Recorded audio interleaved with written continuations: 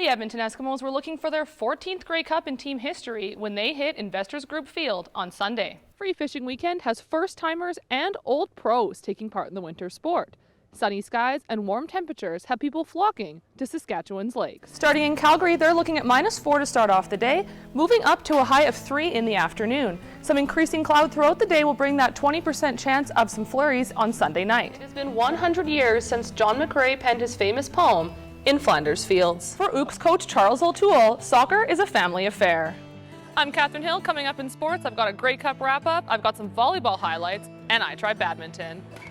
Mandela spent the past week in Winnipeg presenting at the Fair Trade Conference. After a stop in Regina, her Canadian tour will wrap up Wednesday evening in Toronto. Katherine Hill, CTV News, Regina.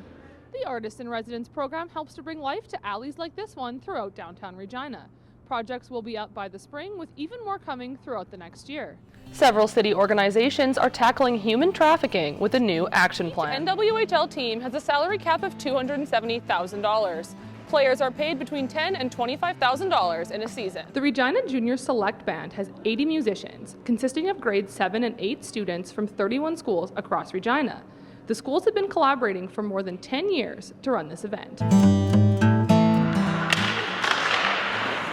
Women's hockey, it's a tough market to go about it the professional route. Hayley Wickenheiser is no stranger to professional sports. She has 4 Olympic gold medals to her name, and she has played hockey all over the world. Really, there's not much support in Canada. Unless you're a carded athlete with the national team, making $1,500 a month, you make no money playing the game. After playing in Europe, Wickenheiser returned to Calgary. She now plays in the Canadian Women's Hockey League for the Calgary Inferno. We've got an awesome roster of a lot of Olympians, national team players, and players that have played NCAA.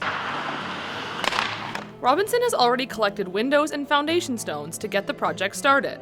Once the basilica is completed, Robinson plans to use it for weddings, funerals, and anything else his friends and family might need it for.